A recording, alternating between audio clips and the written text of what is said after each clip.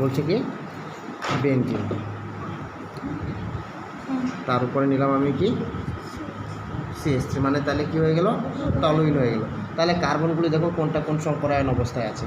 তাহলে এটা sp2, এটা sp2, এখানে একটা করে হাইড্রোজেন আছে না প্রত্যেকটাতে,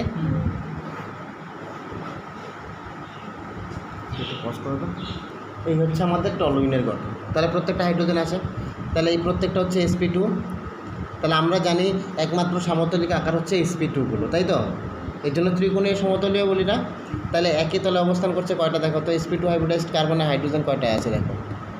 বেনজিন কি C6H6, মানে 6টাই হচ্ছে sp2তে ছিল, তখন হচ্ছে 6টা একই তলে অবস্থান করতো, তাই না। তাহলে 6টার মধ্যে একটা হাইড্রোজেন হচ্ছে প্রতিস্থাপিত করে মিথাইল গ্রুপ ঢোকানো আছে, যার জন্য তো টলুইন হলো। তাহলে একই তলে কয়টা হাইড্রোজেন আছে, একই তলে আছে 5টা, ঠিক আছে। এবার টলুইনের অন্যতে একই তলে অবস্থান করে এমন কার্বন এবং হাইড্রোজেন পরমাণুর সংখ্যা। তাহলে কার্বন পরমাণুর সংখ্যা একই তলে কয়টা আছে, হ্যাঁ carbon carbon carbon sp2 hybridised carbon কয়টা আছে, এই বলয়ের সবগুলো কার্বনেই তো sp2 হাইব্রিডাইজড, তাই না। এই প্রত্যেকটা sp2, তার মানে প্রত্যেকটা একই তলে আছে। এইটা হচ্ছে তলটাকে ডিস্টর্ট করে দেয়, এই তলের বাইরে চলে যায়, কারণ এই sp3 হওয়াতে এর আকৃতিটা কী হয়ে যায়, চতুস্তলকীয় আকৃতি। তাহলে এই চতুস্তলকীয় গঠন, আর এরা হচ্ছে প্রত্যেকটা ত্রিকোণীয় সমতলীয়। তাহলে কার্বন সংখ্যা দেখো, এই বলয়ের 6টা কার্বনই হচ্ছে sp2 এবং এরা একই তলে অবস্থান করে। আর এই 6টা কার্বনে হাইড্রোজেন কয়টা আছে, হাইড্রোজেন আছে কয়টা, 5টা। বোঝা গেল কথাটা। তাহলে বলয়ে হচ্ছে প্রত্যেকটা কার্বন sp2 হাইব্রিডাইজড, আর এই sp2 হাইব্রিডাইজড কার্বনগুলোর মধ্যে একটা হাইড্রোজেন প্রতিস্থাপিত হয়ে একটা মিথাইল গ্রুপ, যে কিনা তলের বাইরে অবস্থান করে, ওই তলেও থাকে না। তাহলে এই 6টা কার্বন একই তলে থাকছে, আর এখানে দেখছি ওই তলে 5টা হাইড্রোজেন আছে, তাহলে হচ্ছে 6 আর 5। ক্লিয়ার? আচ্ছা নেক্সট বলছে এই কোশ্চেনটা,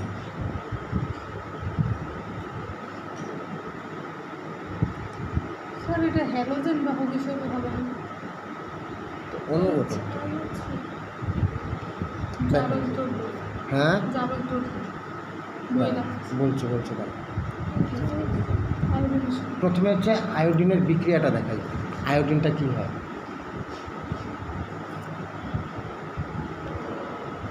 যদি তুমি নর্মালি আমরা ক্লোরিন ব্রোমিন আয়োডিনগুলো ঢোকানোর জন্য আমরা অনেকগুলি প্রসেস দেখছিলাম, এই স্যান্ডমায়ার দেখছিলাম, যেগুলো হচ্ছে এই যে বেনজিন ডাইজোনিয়াম ক্লোরাইড থেকে যে বিক্রিয়াগুলো একটা চার্টের মধ্যে, বেনজিন থেকে বেনজিন ডায়াজোনিয়াম, যেটা 12-এর ক্লাস থেকে তারপরে যে তোমাদের লিঙ্কটা দিলাম ওই জায়গাটুকু, আর তোমাদের করিয়েওছে বোধ হয় একদিন। এখানে আয়োডিন দিলে বিক্রিয়াটা উভমুখী হয়ে যায়, বা এখানে যদি এখানে আয়োডিন বাদ দিয়ে অনেক সময় পটাশিয়াম আয়োডাইডও দেওয়া হয়। এটা দিলে কী হবে বলো তো, বিক্রিয়াটা উভমুখী, মানে যতটুকু আয়োডো বেনজিন তৈরি হবে ঠিক ততটাই আবার কী করবে, ব্যাক করে বেনজিনে কনভার্ট হয়ে যাবে, ঠিক আছে। আয়োডিনটা হচ্ছে এখানে জারক, কিন্তু এই সমস্ত বিক্রিয়াগুলি কী হচ্ছে, এরা উভমুখী হয়ে যায়, ঠিক আছে। তো এইখানে কি হচ্ছে, এই আয়োডিন এই HiO3 এর জন্যই দিচ্ছে যেন এই আয়োডিনটা আর ব্যাক না করে আসে, মানে এখান থেকে এই যে এই উভমুখী যেন না হয়, একদম ডাইরেক্টলি আয়োডো বেনজিন হয়। এখানে এটাকে দুইভাবে ব্যবহার করা যেতে পারে। একটা হচ্ছে এই আয়োডিনটা, এখানে তো আয়োডিন আছেই, এই ক্যারিয়ার হিসাবে থাকবেই না, এখানে আয়োডিন আছে, আমি তো আয়োডিন আলাদা করে নিচ্ছি, আয়োডিন আলাদা করে নিচ্ছি। তো আরেকটা যেটা হয় সেটা হচ্ছে যে জিনিসটা ইউজ করা হয় সেই জিনিসটার জারণ সংখ্যাটা দেখতে হয়, যে কতটুকু কী আছে। যেরকম আমরা জানি HNO3 একটা তীব্র জারক, নাইট্রিক অ্যাসিড তীব্র জারক, অনেক জায়গায় আছে। তারপরে হচ্ছে পটাশিয়াম ডাইক্রোমেট K2Cr2O7, তারপর হচ্ছে KMNO4। এরা কেন জারক এটা ক্লাস 12-এ খুব ডিটেলসে বলবো, এখন একটু ছোট্ট করে বলে দিই, ঠিক আছে।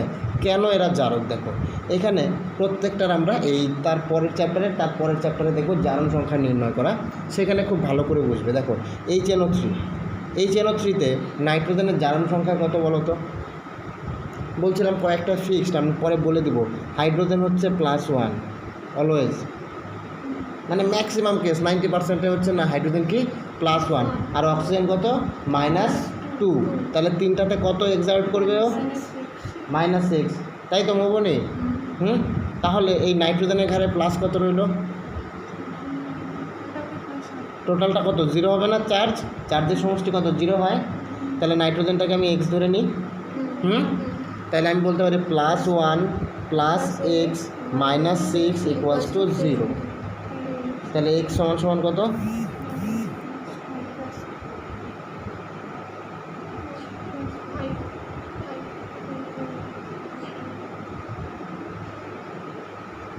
তাহলে +5।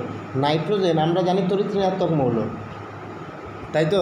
তার মানে কি তড়িৎ ঋণাত্মক মানে কি মাইনাস চার্জই দেখায় বেশি, কিন্তু এই ক্ষেত্রে নাইট্রোজেন দেখাচ্ছে দেখো +5। আর নাইট্রোজেনের বাইরে ইলেকট্রন কয়টা? নাইট্রোজেনের বাইরে কক্ষে ইলেকট্রন কয়টা? নাইট্রোজেন হচ্ছে 7,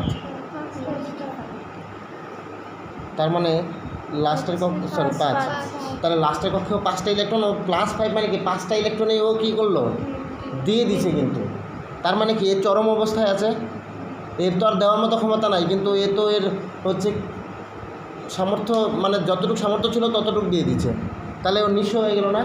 এখন এই কী চেষ্টা করবে, ইলেকট্রন গ্রহণ করার না ইলেকট্রন ছাড়ার? ইলেকট্রন গ্রহণ করার চেষ্টা করবে। তাহলে নাইট্রোজেন সবসময় এই নাইট্রোজেন 5+ এ কী করবে ইলেকট্রন গ্রহণ করার চেষ্টা করবে। যদি ইলেকট্রন গ্রহণ করে তাহলে নিজে কী হবে?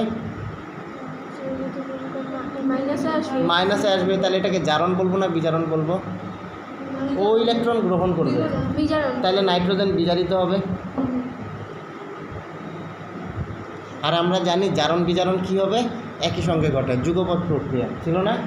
9 না 10 ছিল জারণ বিজারণ কি যুগপৎ প্রক্রিয়া। তাহলে নাইট্রোজেন যদি ইলেকট্রন গ্রহণ করে তাহলে একজনকে ইলেকট্রন ছাড়তে হবে, সেই ইলেকট্রনটা নিশ্চয়ই এই দ্রবণ থেকে কেউ ছাড়বে, এই দ্রবণে কেউ ছাড়বে, তাই না? তাহলে ও কি করছে, ও নিজে হচ্ছে কি জারিত হচ্ছে, নিজে বিজারিত হচ্ছে, তাহলে অপরকে কী করবে? এখানে দেখো আয়োডিনের চার্জ কত, দেখো আয়োডিন তড়িৎ ঋণাত্মক মৌল, আয়োডিন দেখো +5 আছে আয়োডিনও, যেখানে আয়োডিন আমরা জানি তড়িৎ ঋণাত্মক মৌলগুলোর মধ্যে একটা। এবার হ্যালোজেনগুলি ফ্লোরিন, ব্রোমিন, আয়োডিন এখানে +5 হিসাবে দেখাচ্ছে, তার মানে কি এর ইলেকট্রনের প্রতি একটা আকর্ষণ আছে, এ তখন এখান থেকে ইলেকট্রন টানবে, তাই না? এখানে একটা ইলেকট্রোফাইল তৈরি করবে, এই ইলেকট্রোফাইলটা তখন গিয়ে একে ধরবে, যেটা থ্রু যে সিগমা কমপ্লেক্স একটা তোমাদের দেখিয়েছিলাম, বেঞ্জিন বলের মধ্যে প্লাস চার্জ তৈরি হচ্ছে যেটা ঘুরে, যদি মনে না থাকে অত অসুবিধা নেই। তাহলে এখানে যখনই দেখবা যে কেন্দ্রীয় পরমাণুটার জারণ সংখ্যা খুব উচ্চ, কেন্দ্রীয় পরমাণু, এটা ট্রিক, কিন্তু কেন্দ্রীয় পরমাণুর জারণ সংখ্যা উচ্চ, যখনই এরকম কোনো রিয়েজেন্ট তুমি দেখবা দেওয়া আছে দ্রবণে, তার মানে ধরে নিবা এ হচ্ছে জারক হিসাবে কাজ করবে। এটা ট্রিক, কিন্তু এটা অনেক বড় ডিটেলস, আমি অনেকটা ঘুরিয়ে আসলাম। দেখো এখানে K2Cr2O7, ক্রোমিয়ামের বাইরে ইলেকট্রন আছে হচ্ছে 6টা, ইলেকট্রন বিন্যাস করে দেখবা ক্রোমিয়ামের বাইরে ইলেকট্রন আছে কয়টা? 6টা। এখানে K2Cr2 বার করে দেখবা ক্রোমিয়াম এখানে +6 অবস্থায় আছে, তার মানে ক্রোমিয়ামের ম্যাক্সিমাম ইলেকট্রন কী করা শেষ? বর্জন করা শেষ। তাহলে এ কী চাবে এখন? ইলেকট্রনগুলো কি গ্রহণ করা, যেখানে সুযোগ পাবে সেখান থেকেই হচ্ছে ও গ্রহণ করবে। KMnO4, ম্যাঙ্গানিজ এখানে দেখবা হচ্ছে ম্যাঙ্গানিজ +7 স্টেটে আছে, তাহলে এও কী করবে? ইলেকট্রন কী করবে? গ্রহণ করার চেষ্টা করবে। এই জন্য এই প্রত্যেকটাই হচ্ছে তীব্র জারক। দেখবা অর্গানিকে এই যে এইগুলো যখনই দেয় না, তখনই দেখবা ব্র্যাকেটের মধ্যে এই অক্সিডাইজ চিহ্নটা দিয়ে দেয়, কারণ এরা ম্যাক্সিমাম অ্যাচিভ করা, তো এরা এখন চাইবে হচ্ছে ইলেকট্রন গ্রহণ করে নিচের জারণ সংখ্যা আসছে, কারণ এই তো সবটাই দিয়ে দিচ্ছে। এখন এর কাছে যা টাকা ছিল আমাকে যদি দিয়ে দেয়, ওর চলতে হবে না, তখন ও কী করবে? টাকা ইনকাম করার চেষ্টা করবে, সে মানুষের ঘরে বন্দুক রাইখাই হোক আর পরিশ্রম করেই হোক। তার মানে ও যখন টাকা ইনকাম করবে, তার মানে ও বিজারিত হবে, আরেকজনকে কী করবে? তাহলে জারিত করবে। বোঝা গেল? এখানে আয়োডিন হচ্ছে, এই আয়োডিন আই ভেঙে যাবে, এই আইটা তখন খুলে যাবে, একটা I- একটা I+ হয়ে থাকবে, তখন একটা I+কে ধরবে, আর এর ইলেকট্রনের ডেন্সিটিটা কমায় দিবে এ। ঠিক আছে, এগুলো বিভিন্ন মেকানিজমগুলি, এত ডিটেলসে যাওয়ার দরকার নেই। এত লাগবে না, এখন এত লাগবে না, শুধু সিগমা কমপ্লেক্সটা দেখবা তোমাদের নর্মালি এরকম থাকবে, আমি বলে দিচ্ছি। দেখবা আই আই এরকম দেওয়া আছে, এখান থেকে একটা পাই ইলেকট্রন ছুটে গিয়ে একে ধরবে, এ খুলে চলে গেল। তাহলে এই যখন হবে তার মানে কি এই এটা এটা প্লাস হয়ে গেল, এখানে আয়োডিন, হ্যাঁ ঘুরতে থাকবে না? হ্যাঁ ঘুরতে থাকবে, আর এই যে এখানে মাইনাস, তখন এই ঘুরতে থাকবে, দেখলাম না। এটা এখানে যে হাইড্রোজেনটা আছে কী করবে, ঘুরতে থাকবে, তখন এই প্লাস এইভাবে ঘুরবে। এইভাবে আমরা দেখব যে একটা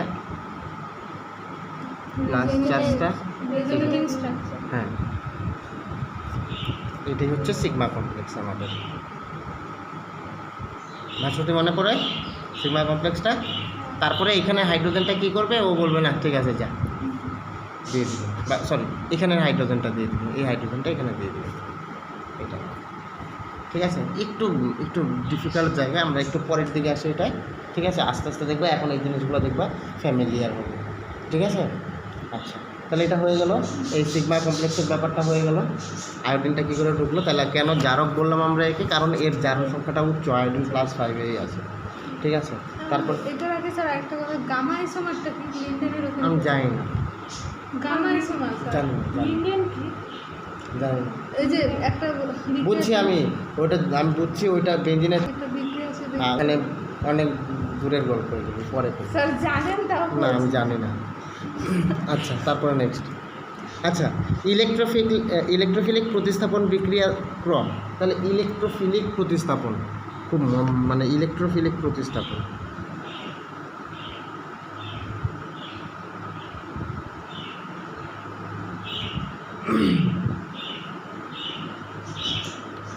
তাহলে ইলেকট্রোফিলিক প্রতিস্থাপন মানে এখানে বেনজিন বলয়ের হচ্ছে কি করবে, এখানে এই তো পাই ইলেকট্রনগুলি, এগুলো তো পাই ইলেকট্রনস তাই তো, এ গিয়ে কী করবে, একটা ইলেকট্রোফাইলকে ধরবে তাই তো, এই বেনজিন থ্রুতে একটা ইলেকট্রোফাইলকে ধরবে। এবার আমি এই গ্রুপে এই ইসেতে আমি কয়েকটা গ্রুপ দিচ্ছি, ওদের ক্যারেক্টারিস্টিক, ধরো একটা আমি গ্রুপ দিচ্ছি যে ও কিনা আর গ্রুপ, একটা NO2 গ্রুপ, ঠিক আছে। এবার আর গ্রুপ বা আই গ্রুপ এরা কী করবে, বেনজিন বলয় ইলেকট্রনের ঘনত্ব বাড়াবে না কমাবে। ধরো আর গ্রুপ যেগুলি, মাইনাস আই এফেক্ট। তাহলে কেউ দেখাবে হচ্ছে এখানে এই গ্রুপগুলো হচ্ছে, এটাকে আমরা দুইটা ভাগে ভাগ করব, একটা হচ্ছে প্লাস আই এফেক্ট আর একটা করবো মাইনাস আই এফেক্ট। আমি পড়ানোর সময় বলেছিলাম যে প্লাস আই এফেক্ট বলয়ে ইলেকট্রনের ঘনত্ব বৃদ্ধি করে,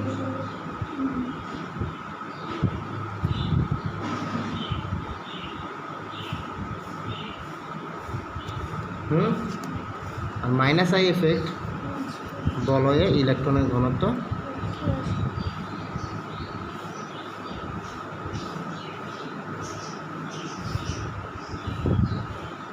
তাহলে এটাকে আমরা বলতে পারি বলয় সক্রিয়কারী গ্রুপ। বলয় যদি ইলেকট্রন বাড়ায় দেয় তাহলে বলয় সক্রিয়কারী গ্রুপ বলতে পারি, আর এটা বলয়, তার মানে কি নিষ্ক্রিয়, মানে কি ও ওই বলয়টা বিক্রিয়া করতে চাইবেই না। আর বেনজিনে ম্যাক্সিমাম বিক্রিয়া আমরা বলছি কি বিক্রিয়া হবে, ইলেকট্রোফিলিক প্রতিস্থাপন বিক্রিয়া, তাই তো। বেনজিন ম্যাক্সিমাম ক্ষেত্রেই হচ্ছে ইলেকট্রোফিলিক প্রতিস্থাপন বিক্রিয়া দেয়। তাহলে প্লাস আই এফেক্ট বলয় ইলেকট্রনের ঘনত্ব বাড়াবে আর মাইনাস আই এফেক্ট ইলেকট্রনের ঘনত্ব হ্রাস করবে। অর্থাৎ এখানে পাই ইলেকট্রন ছিল, আমি একটা আর গ্রুপ নিলাম, সে কী করছে, বলয়ের মধ্যে ইলেকট্রন ঠেলছে। আজকে আমি ধরো ডোনেট করি, বিভিন্ন জায়গায় টাকা আমি দিয়ে বেড়াই, ঠিক আছে। এইবার এই আমার বন্ধু, এই আমাকে প্রতি মাসে 50,000 টাকা করে দেয়, তাহলে আমি দান বেশি করব না কম করব? আর এই আমার আরেক বন্ধু, এই প্রতি মাসে আমার থেকে 1 লাখ টাকা ধার নেয়, তাইলে আমি ডোনেট বেশি করব না কম করব? তাহলে এই দুইটা গ্রুপ দেখো, এইবার আমি গ্রুপগুলো লিখি, তাহলে বুঝতে পারবো।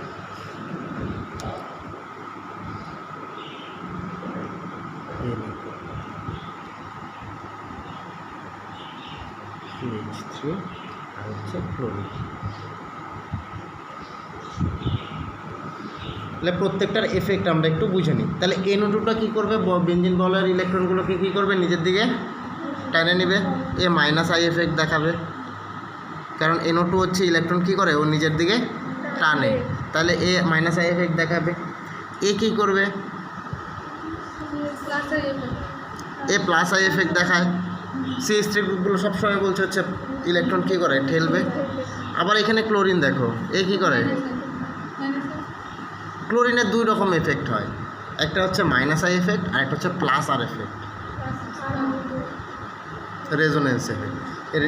এর ইলেকট্রন জোরগুলি হচ্ছে বেঞ্জিন বলয় দেয় না ঘোরানোর জন্য, যেরকম ফেনক্সাইড যেরকম দিচ্ছিল, ঠিক আছে। এই ইলেকট্রন জোরও কী করে, বেঞ্জিন বলয় ঘোরায় না। তার মানে কি, এও তো ইলেকট্রন ঘনত্ব বৃদ্ধি করে। এ দেওয়ার মতো ক্ষমতা রাখে কিন্তু এ দিয়ে দেয়, ঠিক আছে। তা সত্ত্বেও দেখা যায় যে এটা হচ্ছে সব থেকে বেশি দেয়। দেখি তো একটু ক্রমগুলো।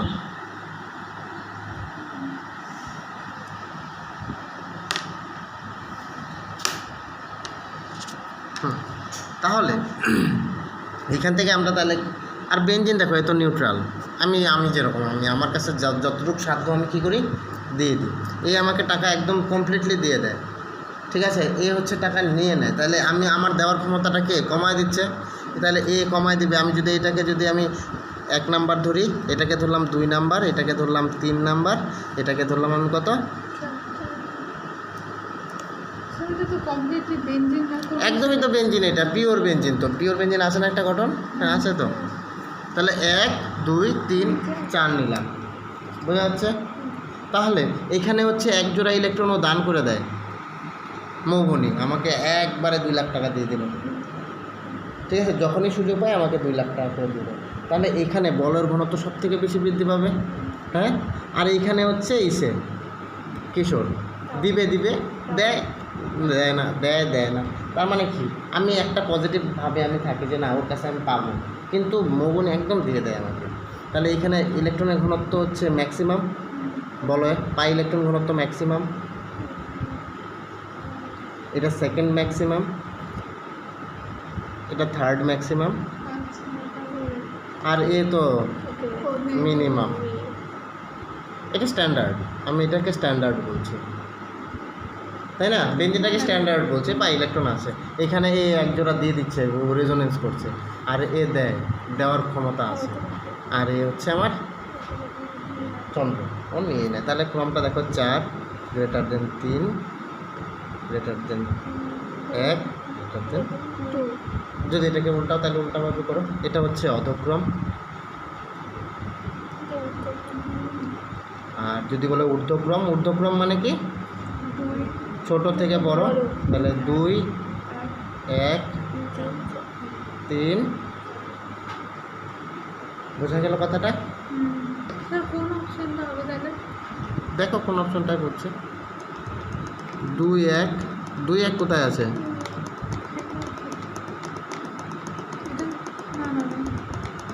ও এই তো ভেজাল বাজাই দিল ক্লোরিন মধ্যে। তাহলে এখন আমার প্লাস আর এফেক্ট বলতে হবে,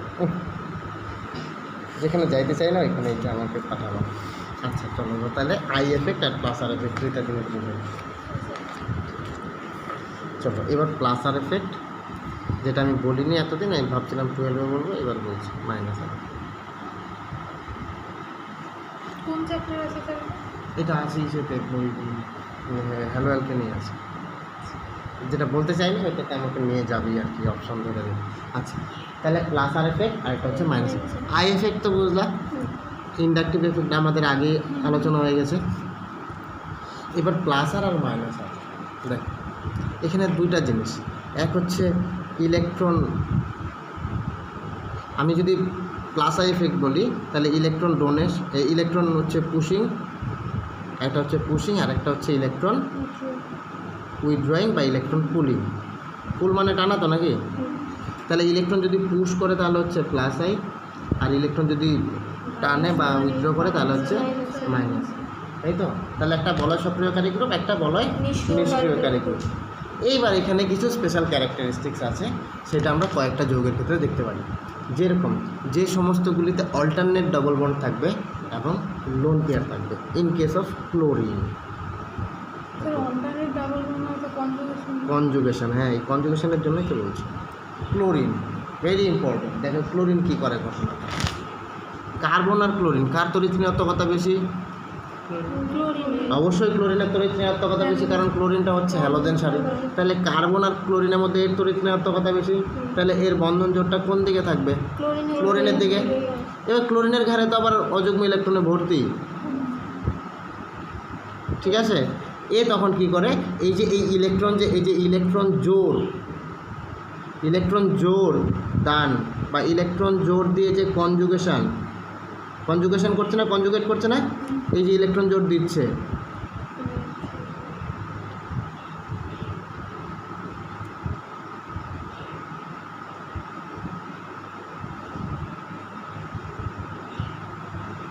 এটা প্লাস হয়ে গেলে ইলেকট্রন দিয়ে দিল, এটা মাইনাস।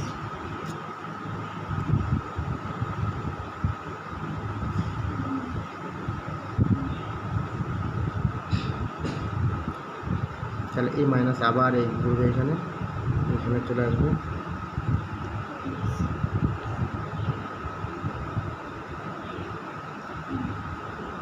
ঠিক একই রকম দেখবা ফেনলেরটাও আছে, কিন্তু ফেনক্সাইড আয়নটা সেমভাবে আছে।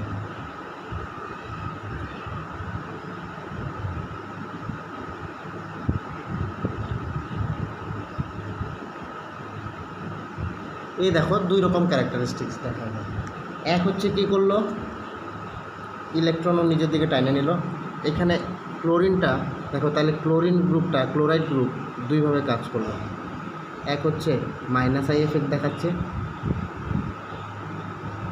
মাইনাস আই এফেক্ট কেন? তুলে নিচ্ছে নিজের দিকে। আবার দেখো ক্লোরিন গ্রুপ প্লাস ইলেকট্রন জোড় দান,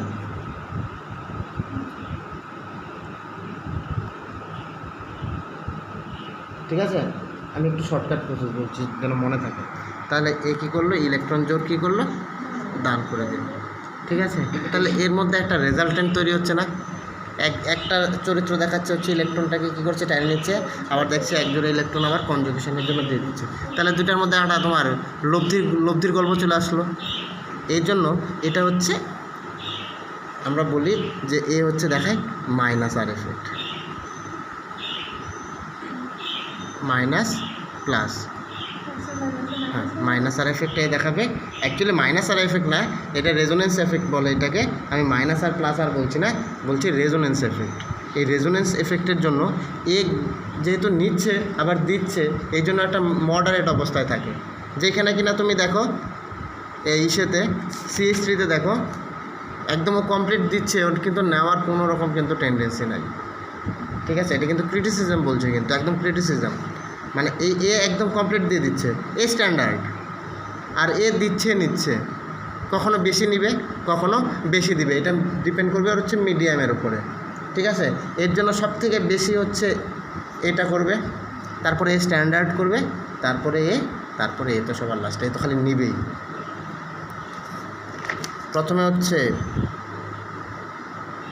প্লাস আই, তারপর হচ্ছে স্ট্যান্ডার্ড, তারপরে হচ্ছে আমার আর রেজোনেন্স এফেক্ট, আর লাস্টে হচ্ছে মাইনাস আই।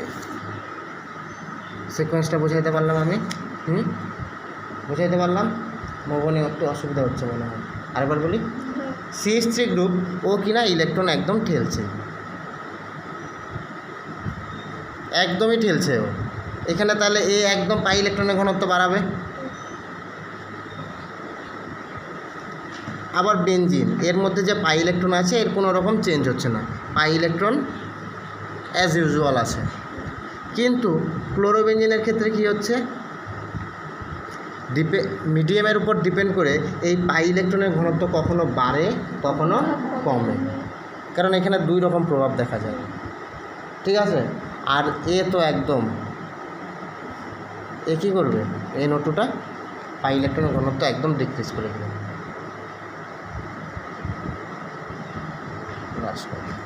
তাহলে আর এফেক্টটা বোঝা গেল, যেটা হচ্ছে দুইটার কম্বাইন্ড এফেক্ট, একটা হচ্ছে আই এফেক্ট আর একটা হচ্ছে ইলেকট্রন জোড় দান করার এফেক্ট বা ইলেকট্রন জোড় ওঠানোর এফেক্ট, ঠিক আছে। এইটা একই রকমভাবে দেখা যায় ফেনলের ক্ষেত্রে, সেম হচ্ছে এরকম ফেনলের ক্ষেত্রে। এর নিঃসঙ্গ ইলেকট্রন জোড় আছে। কার্বন আর অক্সিজেনের মধ্যে কার তড়িৎ ঋণাত্মকতা বেশি? অক্সিজেনের। তাহলে অক্সিজেন নিজের দিকে টানবে, আবার এই অক্সিজেনের লোন পেয়ারটা আবার একে ঘোরায়। এর জন্য কিন্তু ফেনলটা অর্থপ্যারা নির্দেশক গ্রুপ। এ কিন্তু যখন ইলেকট্রোফাইলিক বিক্রিয়াগুলি করায় ও কিন্তু অর্থপ্যারাতেই ঢুকাবে গিয়ে। তাহলে এখন তুমি এর সিকোয়েন্সগুলো দেখো। প্রথমে ছিল 1 নম্বরে বেনজিন, 2 নম্বরে ছিল হচ্ছে নাইট্রোবেনজিন, 3 নম্বরে এটা, আর 4 নম্বরে এটা। তাহলে এবার তুমি সিকোয়েন্সটা মেলাও দেখো। তাহলে সব থেকে কম কে হবে? 2,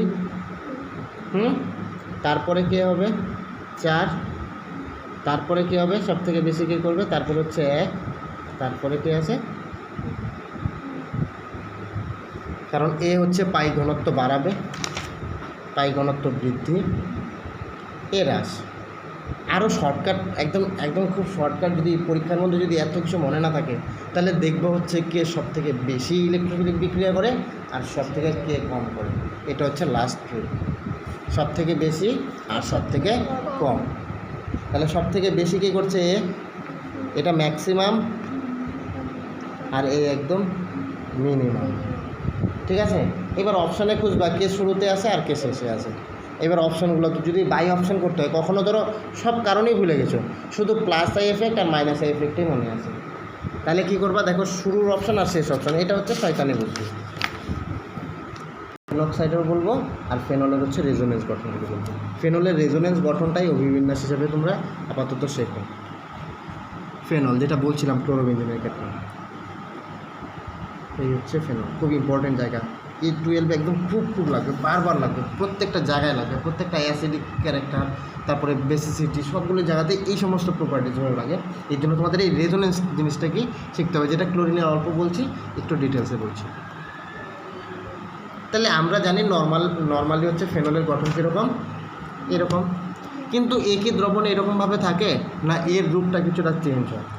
তাহলে এখন দেখবো যে এই পাই ইলেকট্রনগুলো এইভাবে থাকে না পাই ইলেকট্রনগুলো চেঞ্জ হয়, লোন পেয়ারগুলো কি এর ঘাড়েই থাকে না চেঞ্জ হয়?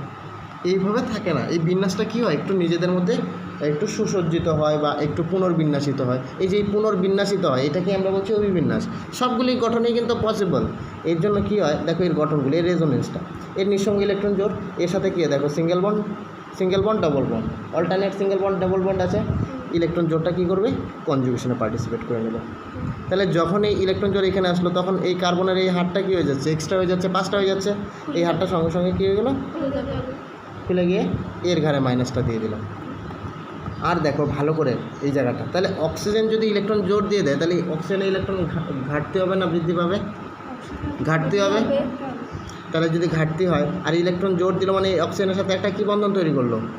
আর একটা পাই বন্ধন তৈরি করলো, একটা সিগমা ছিল, ইলেকট্রন জোড় দিল, এই ইলেকট্রন জোড় দিল মানে কি একটা এক্সট্রা করে একটা পাই বন্ধন তৈরি করলো বা একটা বন্ধন তৈরি করলো।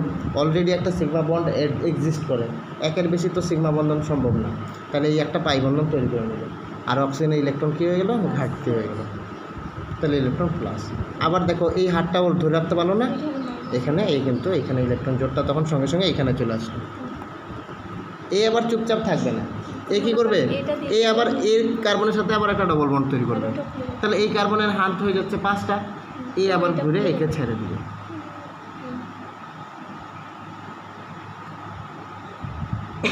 এটা কিন্তু অবশ্যই বাড়িতে সবাই গিয়ে একদম 15 বার অবশ্যই করবা, অবশ্যই। ঠিক আছে, এই আবার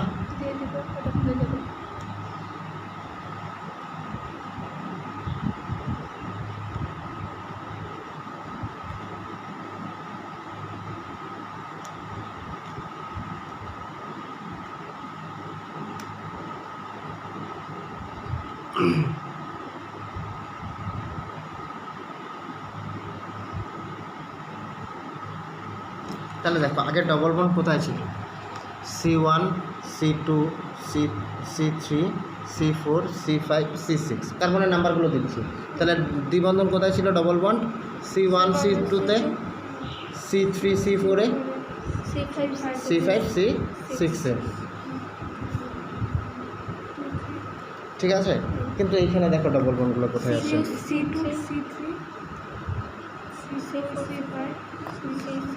তাই তো তাহলে এবার দেখো ডবল বন্ডগুলো C2 double bond C3, C4 double bond C5, C6 double bond C1, এরকম হয়ে গেল না? তাহলে এই বিন্যাস ছিল, এই বিন্যাস থেকে আরও কতগুলি ইন্টারমিডিয়েট রেজোনেন্স হাইব্রিড দিয়ে কোথায় চলে আসলো? এই গঠনে। এর জন্য আমরা এর আর এর একটা সাম্য গঠন আমরা যেটা বলি সেটা হচ্ছে এটা।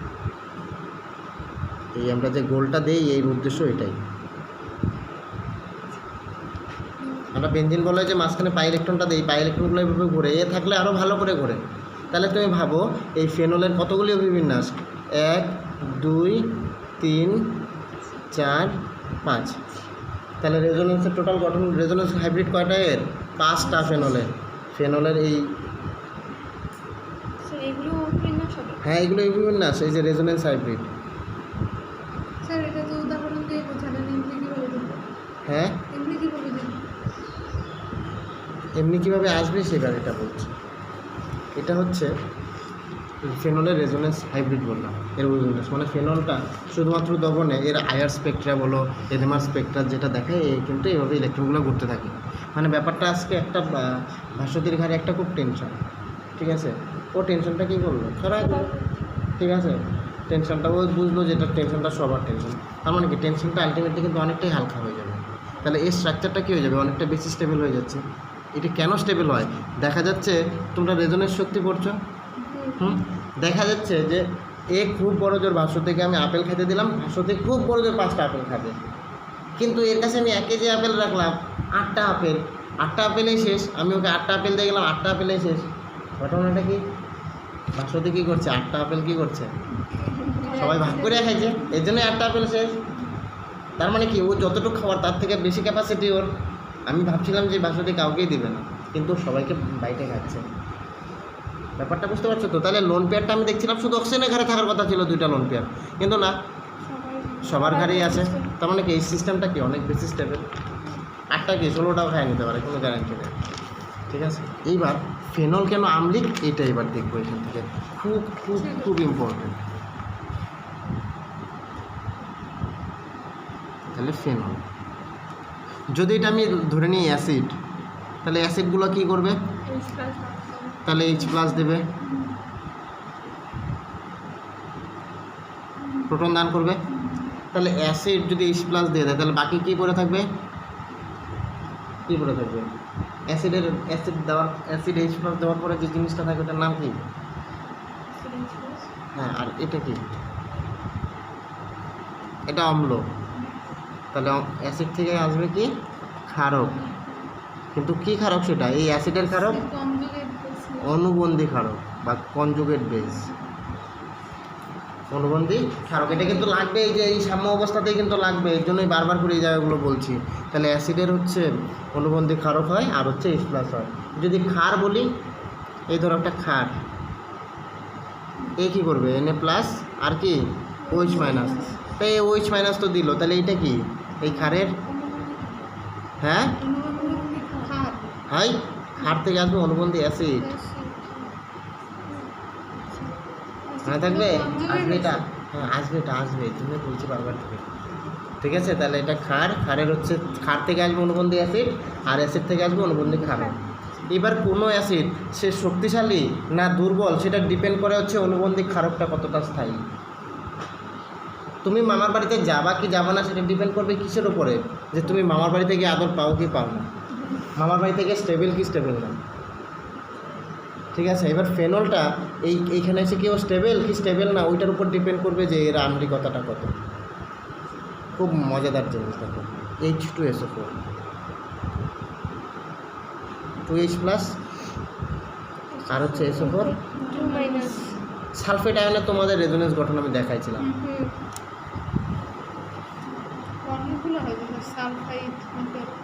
এটা ধরো না, তুমি খালি সালফেট আয়নটাই ভাবো না, এর রেজোনেন্স গঠন, এর এই যে এই অনুবন্ধী আয়নটা দেখো কতভাবে স্টেবল। বলছিলাম না এই ঘুরছে, এ দেয় এই ঘুরে, তার মানে কি এর রেজোনেন্স হাইব্রিড আছে, অনেকগুলি রেজোনেন্স গঠন দেখাচ্ছে। এর একটা রূপে আছে কি ওর টেনশনটা কি অক্সিজেনের ঘাড়েই শুধু? এই টেনশন দুইটা ও সবার ঘাড়ে বিলায় দিল, তার মানে কি এটা হাইলি স্টেবল অনুবন্ধী ক্ষারক। আর এটা যদি হাইলি স্টেবল হয় তাহলে এটা কী হয়ে যাবে? Strong acid. এটা আমার বাড়ি, এটা মামার বাড়ি। আমি টাকা খরচা করে মামার বাড়ি তখনই যাব যখন আমি এখানে গিয়ে খুব আদর পাবো। এবার ওইখানে গিয়ে যদি সবাই আদর করে কোনো টেনশন নাই, তাহলে এই সালফেট আয়নটা যে তৈরি হচ্ছে এই H2SO4 থেকে, এই সালফেট আয়নটা ইটসেলফ রেজোনেন্স স্থায়িত্ব আছে। আর রেজোনেন্স স্থায়িত্ব মানে দারুণভাবে স্টেবল, এর থেকে বেশি স্টেবল। মানে আমি যদি কার্ভ দেখি, এটা যদি H2SO4 হয়, একটু হিট দিলে এ কী করবে, সরি এইখানে আসবে H প্লাস আর হচ্ছে SO4, তাহলে এটাই এনার্জি কার্ভ ধরলাম আমি। H2SO4 এর শক্তিটা কোথায়, এখানে, আর সালফেটের শক্তিটা কোথায়, এইখানে। তাহলে কার শক্তি কম, সালফেটের শক্তি কম, তাহলে এটা কী হয়ে যাবে, বেশি স্টেবল। যার শক্তি কম তার স্থায়িত্ব কি বেশি। একটা বাচ্চা আর একটা বুড়ার কথা ভাবো, বাচ্চার শক্তি বেশি, এন্ট্রপি বেশি, শক্তি অনেক বেশি, স্থায়িত্ব অনেক কম। কিন্তু একটা বুড়া লোক সারাদিন একটা চেয়ারে বসে কাটায় দেবে, কারণ ওর শক্তি কম, ওর স্থায়িত্ব বেশি। ঠিক আছে, এর থেকে এর শক্তি অনেক কম, এটা অনেক বেশি স্থায়ী। কারণটা হচ্ছে রেজোনেন্স স্থায়িত্ব। এর অনুবন্ধী ক্ষারকটা হচ্ছে কি highly stable, are highly stable জন্য এটা স্ট্রং অ্যাসিড। আরও দেখো এক্সাম্পল, HCl, সামনের চ্যাপ্টারেই লাগবে, এর জন্যই বারবার করে বলেই দিচ্ছি, একবারে 2 চ্যাপ্টারে কাজে লাগবে। HCl, H প্লাস আর Cl মাইনাস। তাহলে Cl মাইনাসটা কি স্টেবল, কি স্টেবল না? Cl মাইনাস দেখো, এটা একটা হচ্ছে নিয়নের আর্গনের ইলেকট্রন বিন্যাস, নিষ্ক্রিয় গ্যাস, তাহলে স্থায়ী না? নিষ্ক্রিয় গ্যাসগুলো স্থায়ী হয় না খুব। দেখো এই ক্লোরিনটা হচ্ছে নিষ্ক্রিয় গ্যাসের ইলেকট্রন বিন্যাস পাওয়া গেল, তাহলে এটা স্থায়ী না? এটাও হাইলি স্টেবল, এটাও স্ট্রং অ্যাসিড। ঠিক একই রকম দেখো HNO3, H plus NO3 minus. তোমাদের NO3 মাইনাসেরও গঠন দেখিয়েছি।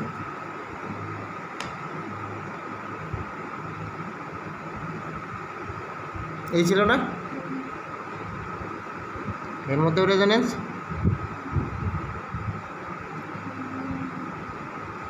এর মধ্যেও রেজোনেন্স আছে না? তাহলে এটা কি হাইলি স্টেবল, স্ট্রং অ্যাসিড, কিন্তু অ্যাসিটিক অ্যাসিড। ঠিক আছে, অ্যাসিটিক অ্যাসিড কী হচ্ছে, H প্লাস দেবে আর কি দেবে, অ্যাসিডেট আয়ন দেবে। আচ্ছা এখানে না একটু জল নেই, আসলে H প্লাস তৈরি হয় না, H3O প্লাস তৈরি হয়। বলতে বলতে তো অনেক কিছু বলে দিই, H3O প্লাস তৈরি হয়, এটা পরের চ্যাপ্টারে আসবে। এই অ্যাসিডেট আয়ন এটা লেস স্টেবল, মানে স্টেবল, হাইলি স্টেবল না, বাট স্টেবল। তাহলে এটা যদি স্টেবল হয় তাহলে এটা কী হবে, উইক অ্যাসিড। মোট কথা এর অ্যাসিডে আছে, অ্যাসিডিক প্রপার্টিস আছে, মানে কম স্টেবল কিন্তু স্টেবল। এর অ্যাসিডেট আয়নের কনজুগেশনটা দেখো, এই আমার অ্যাসিডেট আয়ন, এটা আমার অ্যাসিডেট আয়ন, তো তাহলে এর ইলেকট্রনটা এখানে করবে,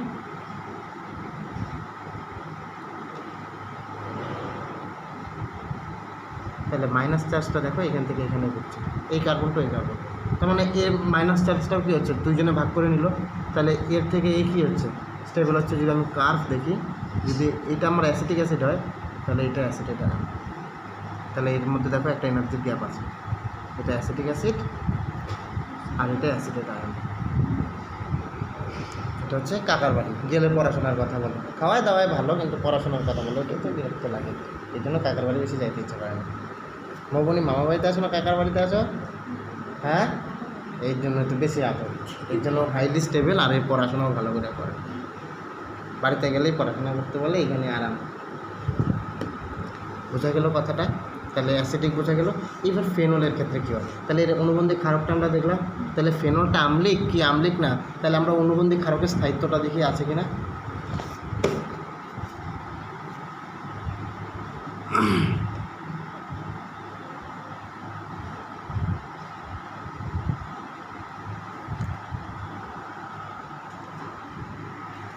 হাত ব্যথা হয়ে গেছে না, H প্লাস। দেখো আমার আবার মোবাইলের চার্জ কম, আচ্ছা বোঝা গেল তাহলে এটা। এবার তাহলে এটা হচ্ছে আমি বলছি অ্যাসিড, এটা হচ্ছে তার কনজুগেট বেস। সিবি মানে কি? কনজুগেট বেস, অনুবন্ধী ক্ষারক।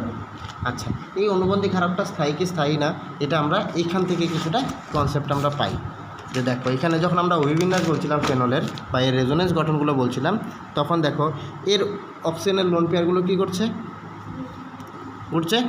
তাহলে এখানে অক্সিজেন তো মাইনাস হয়ে আছে, ইলেকট্রনের ঘনত্ব অক্সিজেনের ঘরে অনেক বেশি, এই ও মাইনাস। তার মানে তুমি এখানে বলতেই পারো যে অক্সিজেনের তিন জোড়া ইলেকট্রন আছে। ও তো ইলেকট্রনটা দিয়ে চলে গেল ওকে, আগেই তো লোন পেয়ার ছিল দুইটা, অক্সিজেনের দুইটা লোন পেয়ার ছিল আগে, তার মধ্যে বন্ধনের ইলেকট্রনগুলো দিয়ে চলে গেল H+ হয়ে, তাহলে কি 3 জোড়া ইলেকট্রন হয়ে গেল। এ তো আরও মজায় মজা। এবার এ তো একদম মানে আমি আগে টাকা দিচ্ছিলাম, এখান তো এও টাকা দিয়ে গেল আমাকে যে স্যার আমার ইনকামের সব টাকা আপনাকে দিয়ে গেলাম, ওই H+ হয়ে বের হয়ে গেল কিশোর। তাহলে এটা আমি হাইলি স্টেবল কেন? কারণ হচ্ছে আমি খুব মজা পাই টাকা ডোনেট করে, কারণ হচ্ছে আমি দেওয়ার পরে দেখো আমি কতগুলি সেই একই রকমভাবে গঠন পাচ্ছি। এই যখন দিচ্ছে তাহলে এই বন্ধনটা খুলে আসবে, ঠিক আছে। আবার দেখো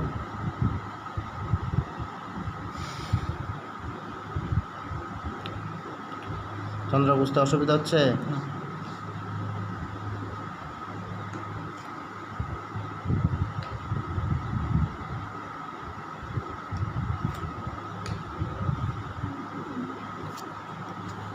তাহলে দেখো ফেনলটা কত সুন্দর অভিবিন্যাস, মানে হচ্ছে গিরগিটির মতো রং বদলাচ্ছে। দেখো সত্যিই তাই, যে যত ভালো সব জায়গায় রং দেখাইতে পারবে সেই তো ভালো স্টেবল, সমাজে প্রতিষ্ঠিত করা, যে ভালো ছেলে, তাই তো।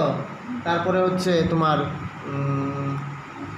ভালো স্টুডেন্ট, ভালো খেলে, ভালো কথা বলে, ভালো আচার আচরণ, সেই তো সমাজে প্রতিষ্ঠিত।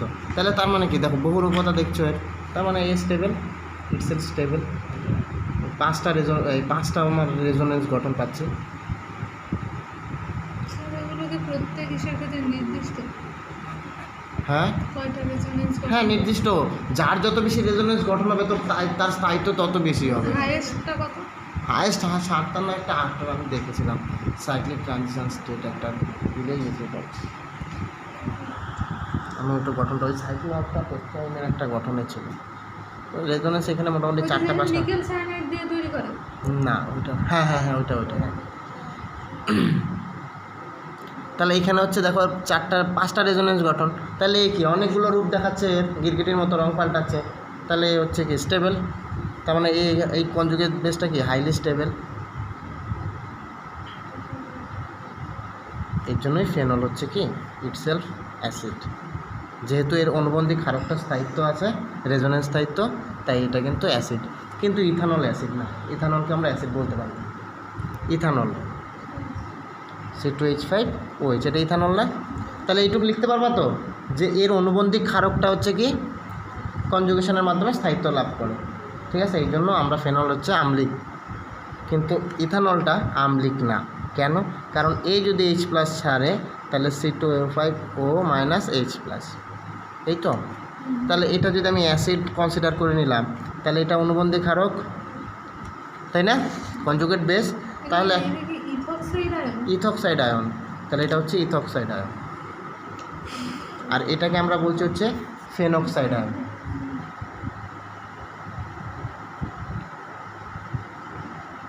তাহলে এটা ইথক্সাইড আয়ন। তাহলে এবার দেখো ইথক্সাইড আয়নের স্টেবিলিটি আমরা কি পাবো না, এখান থেকেই বুঝতে পারবো, তাই তো। বেটা ইলেকট্রন এর দিকে ঠেলছে, এও এর দিকে ঠেলবে, প্লাসে ভাই। তাহলে ইলেকট্রনের ঘনত্ব আলটিমেটলি কার ঘরে এসে পড়তেছে? একই আমার মাথার মধ্যে এত টেনশন, তার মধ্যে কিশোর আমাকে জ্বালাচ্ছে সকাল বিকাল, যে স্যার এটা পারছি না, স্যার ওইটা পারছি না, স্যার এটা পারছি না। এবারে পড়তে তাহলে এই সিস্টেমটা কি স্টেবল থাকবে? এর ঘরে তখন কী হবে? এখানে ইলেকট্রন রিপালশন হবে না। কথাটা বুঝতে পারলো তো? এর ঘরে টেনশন আছে, এর আরও জোর জবরদস্তি টেনশন দিচ্ছে, তাহলে এ কি তৈরি হবে? তাহলে এটা কি আনস্টেবল।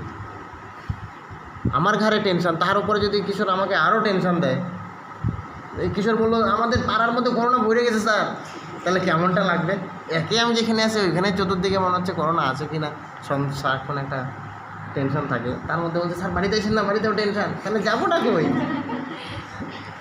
ঠিক আছে, তাহলে আনস্টেবল হয়ে গেল। তাহলে ইথক্সাইডটা হচ্ছে আনস্টেবল, তাহলে এটা কি অ্যাসিড হবে? এর জন্য ইথানল হচ্ছে অ্যাসিড নয়। কথাটা বোঝাইতে পারলাম? যদি বলে কেউ জলীয় দ্রবণে আম্লিক, সঙ্গে সঙ্গে মাথার মধ্যে খেলতে হবে যে ওর যে অনুবন্ধী খারাপটা ওর কোনো স্থায়িত্ব আছে। ফেনলের ক্ষেত্রে বললাম তার রেজোনেন্স স্থায়িত্ব, এই ফেনক্সাইড আয়নটা হচ্ছে কি তার রেজোনেন্স স্থায়িত্ব। ঠিক আছে, কিন্তু ইথানলের এটাই পরীক্ষায় আসে, বারবার ঘুরে এটাই আসে, মনে থাকবে তো? বোঝা গেল?